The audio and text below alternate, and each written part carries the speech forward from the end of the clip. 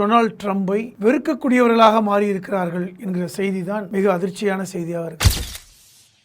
அந்த படுகொலையின் காரணமாக அமெரிக்காவில் மிகப்பெரிய அளவில் இன மோதல்கள் ஏற்பட்டிருந்தன. கருப்பின மக்களுக்கும் வெள்ளையின மக்களுக்கும் இடையில ஒரு இனப்போர் நடைபெற்றது.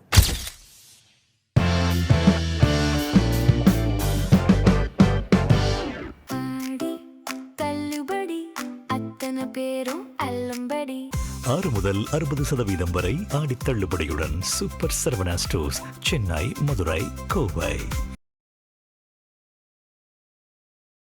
ஜெம் டிவி நேயர்களுக்கு வணக்கம். நாம் அமெரிக்காவுடைய அரசியல் வரலாற்றை பற்றியும் அங்கு நடக்கின்ற பல்வேறு சர்ச்சைகளை பற்றியும் பேச இருக்கிறோம். சமீப காலமாக ஈரானுக்கும் அமெரிக்காவுக்குமான இந்த சண்டையில் அமெரிக்க மக்கள் தற்போது அமெரிக்க ஜனாதிபதி டொனால்ட் ட்ரம்பை வெறுக்கக்கூடியவர்களாக மாறியிருக்கிறார்கள் என்கிற செய்தி தான் மிக அதிர்ச்சியான செய்தியாக இருக்கிறது. அமெரிக்க வரலாற்றில் கிட்டத்தட்ட 150 ஆண்டு கால அமெரிக்க சுதந்திர வரலாற்றில் பல்வேறு ஜனாதிபதிகள் அமெரிக்காவை ஆட்சி செய்திருக்கிறார்கள். தற்போது டொனால்ட் ட்ரம்ப் அமெரிக்காவுடைய 47வது ஜனாதிபதியாக பதவியில் இருக்கிறார். இந்த 47 ஜனாதிபதிகளில் 10க்கும் மேற்பட்டவர்கள் அமெரிக்க மக்களால் வெறுக்கப்பட்டிருக்கிறார்கள் என்கிற செய்தி மிக சுவாரஸ்யமானது. அந்த பட்டியலில் தற்போதைய அமெரிக்க ஜனாதிபதி டொனால்ட் ட்ரம்புடைய பெயரும் இடம்பெற்றிருப்பதாக இன்றைக்கி அமெரிக்க பத்திரிகைகள் செய்தி வெளியிடுகின்றன. காரணம், கடந்த மார்ச் மாதம் அமெரிக்கா முழுவதும் கிட்டத்தட்ட 3300 இடங்களில் அமெரிக்க மக்கள் ட்ரம்புக்கு எதிராக போராட்டங்களை நடத்தியிருக்கிறார்கள். நோ கிங்ஸ் மூமெண்ட் என்று சொல்லக்கூடிய, அதாவது அமெரிக்க ஜனாதிபதி ஒரு அரசர் அல்ல, அமெரிக்க ஜனாதிபதி மக்களால் தேர்ந்தெடுக்கப்பட்ட ஒரு நபர்தான் என்கிற அடிப்படையில் இப்போ சமீபத்தில் பார்த்தோம், இந்தியாவில் டெல்லியில் காக்ரோச் ஜனதா பார்ட்டி இந்திய அரசுக்கு எதிராக பெரிய அளவில் போராட்டம் நடத்தியதை பார்த்தோம். இந்தியாவுடைய கல்வி அமைச்சர் அதன் காரணமாக பதவியை ராஜினாமா செய்ததை பார்த்தோம். இதே போன்ற ஒரு நிகழ்வு அமெரிக்காவில் மார்ச் மாதம் முதல் நடந்து கொண்டிருக்கிறது. இந்த நோ கிங்ஸ் மூமெண்ட் என்று சொல்லக்கூடிய இந்த இளைஞர்கள் கிட்டத்தட்ட அமெரிக்கா முழுவதும் 3300 இடங்களில் ஒரே நேரத்தில் போராட்டங்களை நடத்தியதை பார்த்தோம். கிட்டத்தட்ட 90 லட்சம் அமெரிக்க இளைஞர்கள் இந்த போராட்டத்தில் பங்கெடுத்திருக்கிறார்கள். காரணம் என்னவென்றால், அமெரிக்க மக்கள் ஜனாதிபதி டொனால்ட் ட்ரம்பை வெறுக்கிறார்கள் என்கிற செய்தி. தற்போதைய ஒரு கருத்து கணிப்பும் வந்திருக்கிறது. சமீப கருத்து கணிப்பில் 75 விழுக்காடு அமெரிக்க குடிமக்கள் ட்ரம்பை வெறுக்கிறார்கள் என்கிற செய்தி தான். ஒரு ஆச்சரியம் பார்க்கலாம் என்னவென்றால், பொதுவாக ஒரு ஜனாதிபதியாக அமெரிக்காவில் தேர்ந்தெடுக்கப்பட்டு விட்டால் அவர் 4 ஆண்டுகள் முழுமையாக ஆட்சியில் ஜனாதிபதியாக இருப்பார். ஆனாலும் அமெரிக்க ஜனாதிபதியை பதவி நீக்க செய்ய முடியக்கூடிய சட்ட திருத்தம் எல்லாம் அமெரிக்காவில் ஏற்கனவே கடந்த காலங்களில் அந்த அரசமைப்பு சட்ட திருத்தம் எல்லாம் நடந்திருக்கிறது. இப்போ சில ஜனாதிபதிகளை பற்றி நம்ம பார்க்க முடியும். உதாரணமாக அமெரிக்காவுடைய 15வது ஜனாதிபதியாக பதவியேற்று அமெரிக்காவில் ஆட்சி செய்த ஜேம்ஸ் புகேனன், இவர் காலகட்டத்தில் அமெரிக்காவில் மிகப்பெரிய அளவில் ஒரு உள்நாட்டு போர் நடைபெற்றது. இந்த உள்நாட்டு போரின் காரணமாக அமெரிக்காவே இரண்டுபட்டது என்று சொல்லலாம். தென் அமெரிக்காவும் வட அமெரிக்காவும் பிளவுபடக்கூடிய ஒரு சூழலெல்லாம் ஏற்பட்டது. அந்த காலகட்டத்தில் அமெரிக்க மக்கள் இந்த ஜேம்ஸ் புகேனனை மிகப்பெரிய அளவில் வெறுப்பாக பார்த்தார்கள் என்கிற செய்தி இன்றும் இருக்கிறது. அதே போன்றுதான் 17வது ஜனாதிபதியாக இருந்த ஆண்ட்ரூ ஜான்சன், இவர் அமெரிக்காவில் 17வது ஜனாதிபதியாக பதவியில் இருந்த ஒரு நபர். இவர் ஆப்ரஹாம் லிங்கனுடைய மரணத்திற்கு பிறகு ஜனாதிபதியாக பதவியேற்றவர். அவருடைய படுகொலை, ஆப்ரஹாம் லிங்கனுடைய படுகொலை, அந்த படுகொலையின் காரணமாக அமெரிக்காவில் மிகப்பெரிய அளவில் இன மோதல்கள் ஏற்பட்டிருந்தன. கருப்பின மக்களுக்கும் வெள்ளையின மக்களுக்கும் இடையில் ஒரு இனப்போர் நடைபெற்றது. இந்த அமெரிக்க ஜனாதிபதியாக அப்போது இருந்த ஆண்ட்ரூ ஜான்சன் ஒரு வலதுசாரி சிந்தனையோடு இருக்கக்கூடிய ஒரு நபர், அதிதீவிர வலதுசாரி. தற்போது இருக்கின்ற ட்ரம்பை போன்றே அவரும் ஒரு அதிதீவிர வலதுசாரி. அவர் ஆப்பிரிக்க மக்களை ஒரு சம அமெரிக்க குடிமக்களாக கருத முடியாது என்கிற கருத்தில் ஒத்திருந்தார். இது அமெரிக்காவில் பெரிய அளவில் ஒரு மோசமான விளைவை அங்கு ஏற்படுத்தியது. மக்கள் கொந்தளித்து அமெரிக்க ஜனாதிபதிக்கு எதிராக, கருப்பின மக்கள் மட்டுமல்ல வெள்ளையின மக்களும் எதிராக ஒரு போர்க்களத்தை போன்று வீதிகளில் இறங்கி போராடியதை பார்த்தோம். இதன் காரணமாக அமெரிக்க ஜனாதிபதி வரலாற்றிலே ஒரு அமெரிக்க ஜனாதிபதி பதவியில் இருக்கும் பொழுதே பதவியிலிருந்து நீக்கப்பட்ட ஒரு சம்பவமும் நடந்தது. அதற்கு ஆங்கிலத்தில் இந்த இம்பீச்மெண்ட் என்று சொல்வார்கள். இந்த இம்பீச்மெண்ட் தீர்மானம் அதுவரை அமெரிக்க ஜனாதிபதிகளுடைய வாழ்க்கையில் நடக்கவில்லை. ஆனால் ஒரு ஜனாதிபதியை நீக்க வேண்டும் என்று துணை ஜனாதிபதி மற்றும் கேபினட் அமைச்சர்கள் முடிவெடுத்து உச்சநீதிமன்ற நீதிபதிகளுடைய அனுமதியோடு ஜனாதிபதியை நீக்கக்கூடிய இந்த இம்பீச்மெண்ட் விஷயத்தை நடைமுறைப்படுத்தி இந்த ஆண்ட்ரூ ஜான்சன் பதவியிலிருந்து நீக்கப்பட்ட வரலாறும் அமெரிக்காவில் உண்டு. அதே போன்றுதான் ஆண்ட்ரூ நிக்கல்சன் என்ற ஒருவர் 1972-74 காலகட்டங்களில் ஜனாதிபதியாக அமெரிக்காவில் பயணப்பட்டவர். அவர் ஊழலில் சிக்கி தன்னுடைய பதவியை இழந்தார் என்கிற செய்தியும் பார்க்கிறோம். பொதுவாக ஊழலின் காரணமாக ஒரு ஜனாதிபதி பதவி இழந்தது கூட இந்த ரிச்சர்ட் நிக்கல்சன் அவர்தான் முதல் நபர் என்கிற இடத்தில் இருக்கிறார் என்று பத்திரிகை செய்தி சொல்கின்றன. குறிப்பாக வரலாற்றில் அந்த செய்திகள் பெரிய அளவில் பேசப்படும். இந்த வாட்டர்கேட் ஊழல் என்றால் அது ரிச்சர்ட் நிக்கல்சனை தான் குறிக்கும் என்று சொல்வார்.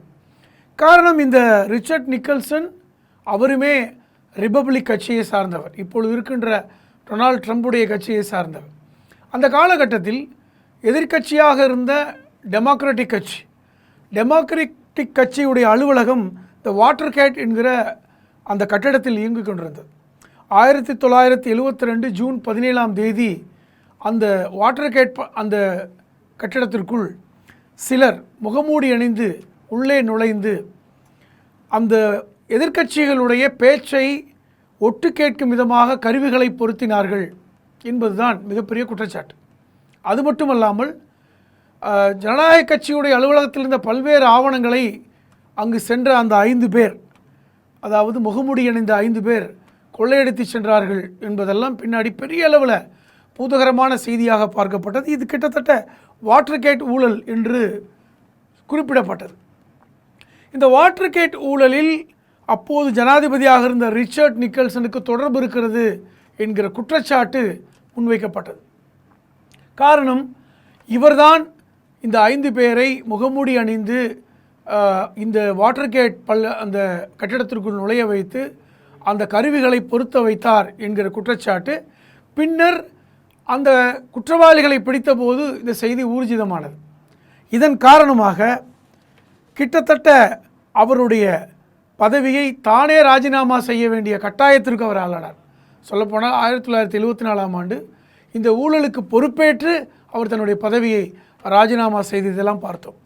இதெல்லாம் கடந்த கால வரலாறு. இதை போன்றுதான் ஹெர்பர்ட் ஹூர்பர் என்கிற ஒரு ஜனாதிபதி மேலும் பல்வேறு வெறுப்பு அமெரிக்க மக்களால் ஏற்படுத்தப்பட்டது என்பதையெல்லாம் பார்க்கிறோம்.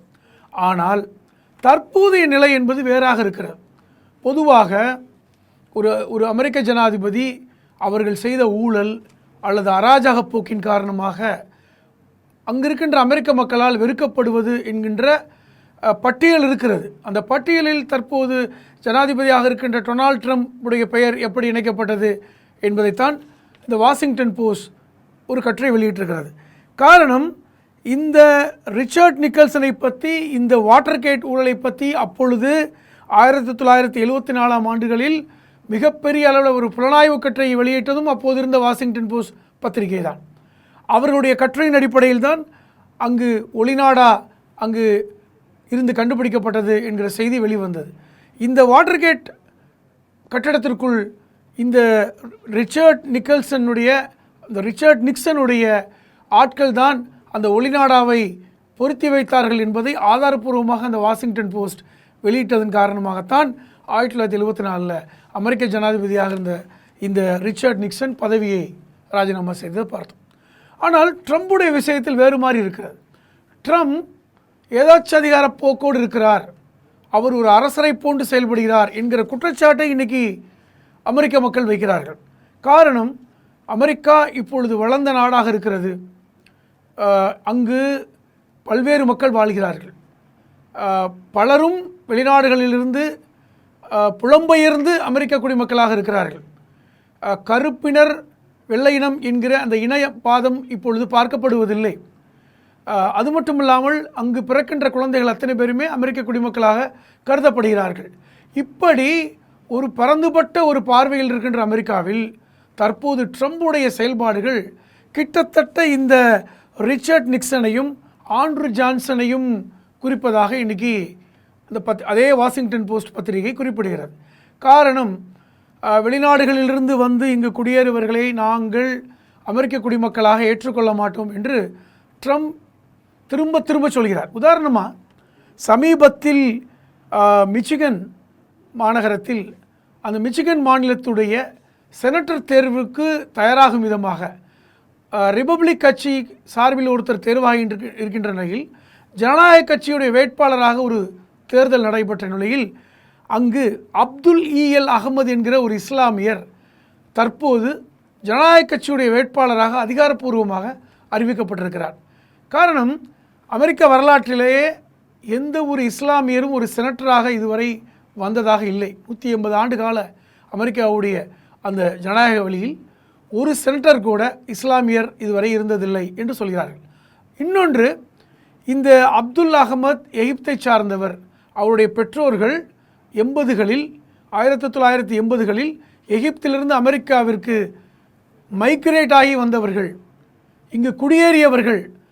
பொதுவாக இப்படி குடியேறியவர்களை நான் அமெரிக்க குடிமக்களாக ஏற்றுக்கொள்ள மாட்டேன் என்று ட்ரம்ப் சொல்வதைத்தான் இன்றைக்கி அமெரிக்க மக்கள் இந்த ஆண்ட்ரூ ஜான்சனோட, ஏன்னால் ஆண்ட்ரூ ஜான்சன் இனவாதம் பேசிய ஒரு ஜனாதிபதியாக இருந்தவர், கருப்பின மக்களும் வெள்ளையின மக்களும் சமமாக மாட்டார்கள் என்கிற ஒரு ஸ்டேட்மெண்ட்டை, ஒரு செய்தியை அவர் சொன்னவர். அதே போன்று ரிபப்ளிக் கட்சியை சார்ந்த ட்ரம்பும் தற்போது அமெரிக்காவிற்கு மைக்ரேட் ஆகி வந்தவர்கள், குடியேறியவர்கள் அமெரிக்க குடிமக்களாக ஏற்றுக்கொள்ள மாட்டோம் என்கிற ஒரு கொள்கை முடிவை நாம் எடுக்க வேண்டும் என்று சொல்வதும் தற்போது அமெரிக்க மக்களால் இந்த விஷயம் பரவலாக பேசப்படுகிறது. ட்ரம்ப் அமெரிக்க மக்களால் வெறுக்கப்படக்கூடிய காரணமாகவும் அமைந்திருக்கிறது. முக்கியமாக இந்த அப்துல் ஈஎல் அகமதுடைய ஒரு நிழற்படம், அவரும் அவர் மனைவியும் இருக்கின்ற ஒரு படம். அப்துல் ஈஎல் அகமத் தன்னுடைய மனைவி, அதாவது ஹிஜாப் அணிந்த தன்னுடைய மனைவியோடு இருக்கின்ற ஒரு ஃபோட்டோவையும் டொனால்ட் ட்ரம்ப் தன்னுடைய மனைவியோடு இருக்கின்ற ஒரு ஃபோட்டோவையும் இணைத்து ட்ரம்ப் சமூக வலைத்தளத்தில் பதிவிட்டிருக்கிறார். அதில் இதுதான் உண்மையான அமெரிக்கா, இது போலியான அமெரிக்கா என்று இந்த அப்துல் அகமதும் அவர் மனைவியும் இருக்கின்ற அந்த நிழற்படத்திற்கு கீழே இது போலி அமெரிக்கா, ஏற்றுக்கொள்ள முடியாது, இவர்கள் இல்லீகல் இமிக்ரெண்ட் என்கிற மாதிரியான ஒரு செய்தியை அவர் பதிவிட்டிருக்கிறார். இதன் மூலமாக ட்ரம்ப் ஒரு இனவாதம் பேசக்கூடிய அந்த பதத்தை நோக்கி இன்றைக்கி அமெரிக்க மக்களை திருப்புகிறார் என்று பார்க்க வேண்டும். இதனுடைய சாராம்சமாக இன்னொரு செய்தி முக்கியமானது. வெள்ளை மாளிகையில் டொனால்ட் ட்ரம்புடைய மீடியா செக்ரட்டரியாக இருந்தவர் கரோலின் லிவிட் என்கிற ஒரு இளவயது பெண்மணி. அவருக்கு 28 வயது தான். கடந்த 5 வருடங்களுக்கு மேலாக அவர் ட்ரம்புடைய பிரச்சார யுக்தி அந்த அணியில் இருக்கிறார். ட்ரம்ப் வெற்றி பெற்றதற்கப்புறம் அவர்தான் வெள்ளை மாளிகையுடைய செய்தி தொடர்பாளராக பதவி உயர்வு கொடுக்கப்பட்டார். அவர் தற்போது மீடியா செக்ரட்டரி என்று சொல்லும் இடத்தில் இருக்கிறார். வெள்ளை மாளிகையுடைய அதிகாரப்பூர்வ செய்திகளை சொல்பவர் இந்த கரோலின் லிவிட் தான். அவருக்கு வெறும் 28 வயது தான். பல முறை டொனால்ட் ட்ரம்ப் இந்த கரோலின் லிவிட்டை பற்றி பெரிய அளவில் ஒரு பாராட்டி பேசிய வீடியோக்கள் நிறையா இருக்கின்றன. கரோலின் லிவிட் ஒரு அழகான அறிவான பெண்மணி, கரோலின் லிவிட்டை போன்ற பெண்மணிகள் அமெரிக்காவிற்கு தேவை, எனக்கு மிகவும் பிடித்த பெண்மணி என்றெல்லாம் பேசியிருக்கிறார். அந்த கரோலின் லிவிட் தற்போது தன்னுடைய வேலையை விட்டுவிட்டு தான் இனிமேல் அமெரிக்கா வெள்ளை மாளிகை மீடியேட்டராக, செய்தி தொடர்பாளராக தான் பணியில் தொடரப் போவதில்லை என்கிற செய்தியை சொல்லிவிட்டு தன்னுடைய பதவியை ராஜினாமா செய்திருக்கிறார். இது அமெரிக்கா இருக்கின்ற மக்களுக்கும் ட்ரம்புக்கும் வெள்ளை மாளிகை அதிகாரிகளுக்கும் ஒரு அதிர்ச்சியை கொடுத்திருக்கிறது. காரணம், அமெரிக்காவுடைய முக்கிய ஒரு முகமாக இருந்தவர் தான் இந்த கரோன் லீவிட். காரணம், தினம் தினம் வெள்ளை மாளிகையுடைய செய்திகள் கரோன் லீவிட் மூலமாகத்தான் மீடியாவிற்கு சொல்லப்படும். பலமுறை ட்ரம்ப் கரோன் லீவிட்டை நான் பெரிதும் மதிக்கிறேன், பெரிதும் நேசிக்கிறேன் என்று கூட சொல்லியிருக்கிறார். ஆனால் கரோன் லீவிட் இது என்னுடைய பிரசவ விடுப்பாக இருக்கிறது, ஏன்னால் ஒரு 2வது குழந்தை பிறக்க இருக்கிறது. ஆகவே நான் நிரந்தரமாக பணியிலிருந்து விலகுகிறேன் என்று சொல்வது தான் இப்போ பிரச்சனை. அவர் தற்காலிகமாக பிரசவ விடுப்பு எடுக்கவில்லை, நான் நிரந்தரமாக பதவியிலிருந்து விலகுகிறேன் என்று சொல்வது தான் முக்கியமானது. இதற்கும் பத்திரிகைகள் ஒரு புலனாய்வு செய்தியை வெளியிட்டிருக்கின்றன. என்னவென்றால், ட்ரம்பிற்கு தற்போது மக்கள் மத்தியில் ஒரு வெறுப்பு விதைக்கப்பட்டு இன்றைக்கி மக்கள் மத்தியில் ட்ரம்ப் வெறுக்கக்கூடிய ஒரு நபராக இன்றைக்கி இருக்கின்ற சூழலில் அதற்கு பதில் கொடுக்கக்கூடிய நபராக கரோன் லீவிட் தொடர்ச்சியாக செயல்பட முடியாததன் காரணமாகவே தன்னுடைய பதவியை ராஜினாமா செய்கிறாரோ என்கிற கேள்வியை பத்திரிகைகள் எழுப்பியிருக்கின்றன. அது உண்மையாகவும் இருக்கலாம். காரணம், பத்திரிகைகள் இப்போ தொடர்ச்சியாக ட்ரம்பை இந்த ஈரான் போர் விஷயத்திலிருந்து பல்வேறு இந்த இனவாதம் பேசக்கூடிய இந்த கருத்தாக்கத்திலிருந்து பல்வேறு கேள்விகளை எழுப்புகிறார். ட்ரம்ப் ஒரு அதிதீவிர வலதுசாரியாக இருப்பது அமெரிக்காவை ஒரு பின்னடைவை நோக்கி செலுத்தக்கூடிய ஒரு செய்தியாக மாறிவிடும் என்கிற கேள்விற்கு ட்ரம்புக்கு பதிலாக கரோன் லீவிட் தான் பதில் சொல்லி கொண்டிருக்கிறார். இந்த காலகட்டத்தில் தான் தொடர்ந்து இந்த வெள்ளை மாளிகையுடைய செய்தி தொடர்பாளராக, மீடியா செயலாளராக தொடர முடியாத நிலைக்கு காரணம் ட்ரம்பின் மேல் மக்களுக்கு இருக்கின்ற வெறுப்பு என்கிற ஒரு செய்தியும் தற்போது கசிந்திருக்கிறது. இதுதான் சமகாலத்திலே, தற்காலத்திலே இந்த வாரத்தில் நடைபெற்ற அமெரிக்கா ஜியோபாலிட்டிக்ஸில் ஒரு முக்கிய செய்தியாக இன்று பேசப்படுகிறது என்கிற செய்தியோடு மீண்டும் அடுத்த செய்தியில் இன்னும் பல்வேறு ஜியோபாலிட்டிக்ஸ் புள்ளி விவரங்களோடு உங்களை நான் சந்திக்கிறேன். அதுவரை வணக்கம் நேயர்களே.